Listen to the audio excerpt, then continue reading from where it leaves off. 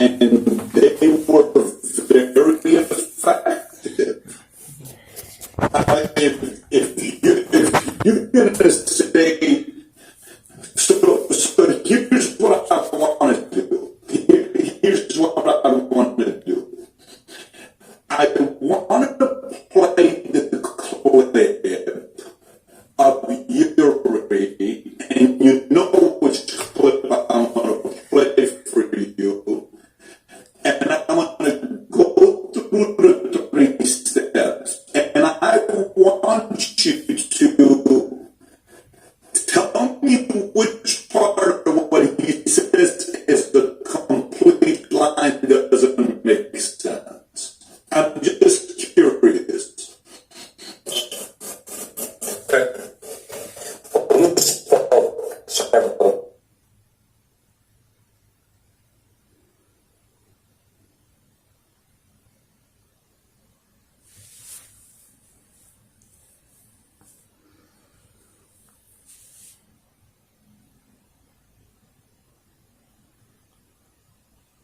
Uncle. Archives of the KGB.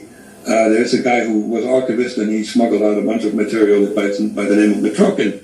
And active measures were somewhat successful, and that's how you try to undermine the United States. But if that was the best they had, where does the other plan come from? They couldn't even come up with one. What do you mean? I mean, makes no sense. Stalin came up with it in 1923, where, the disinformation program that was come up with years ago, subversion by Sun Tzu, which the ultimate way to beat your opponent is to manipulate and think you're not really fighting them by using somebody else in a proxy war, and they were very effective. I mean, if you're going to say, so here's what I want to do. Here's what I want to do. I want to play the clip of Yuri, and you know which clip I'm going to play for you, and I'm going to go through the 3 steps, and I want you to tell me which part of what he says is a complete line doesn't make sense. I'm just curious. Okay. Well, you spoke several times before about ideological subversion. That is a phrase that I'm afraid some Americans don't fully understand. When the Soviets used the phrase ideological subversion, what do they mean by it? Ideological subversion is the slow process which we call either ideological subversion or active measures, активные мероприятия in the language of the KGB, or psychological warfare. What it basically means is to change the perception of reality of every American to such an extent that despite the abundance of information, no one is able to come to sensible conclusions in the interests of defending themselves, their families, their community, and their country. It's a great brainwashing process which goes very slow, and it's divided in 4 basic stages. The first one being demoralization. It takes from 15 to 20 years to demoralize a nation. Why that many years? Because this is the minimum number of years which requires to educate 1 generation of students in the country of your enemy, exposed to the ideology of the enemy. In other words, Marxism-Leninism ideology is being pumped into the soft heads of at least 3 generations of American students without being challenged or counterbalanced by the basic values of Americanism, American patriotism. The demoralization process in the United States is basically completed already.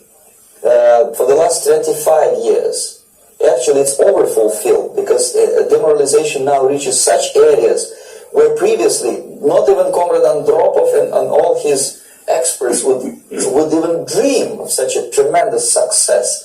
Most of it is done by Americans to Americans, thanks to lack of moral standards. As I mentioned before, exposure to true information does not matter anymore.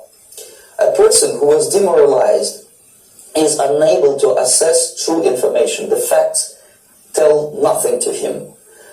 Even if I shower him with information, with authentic proof, with documents, with pictures, even if I take him by force to the Soviet Union and show him concentration camp, he will refuse to believe it until he is going to receive a kick in his fat bottom When a military boot crashes his balls, then he will understand, but not before that. That's the tragic of the situation. Evil ops. So That's how what evil you ops just said you is. disagree with. Now, let me just start with what I agree with. He talks about active measures, and that is accurate, it's correct. He also talks about the demoralization of the nation, and he actually makes a good point. This is primarily happened internally, all right?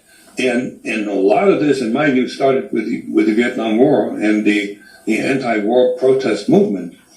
He does not make the connection. He doesn't connect the dots between what the KGB did and what happened in the United States. That is not there. And he can't make it because he can't prove it. Forget about that. I don't care about that. What I care about is how much of what he's saying actually was done and has credibility, because it's tough to dispute that Russia didn't successfully inject the spirit of communism in Karl Marx in U.S. universities and get younger kids to believe that Marxism is the way to go. I mean, if you look at some of the surveys that's coming up right now from Harvard University, 64% of students at Harvard support socialism, and they don't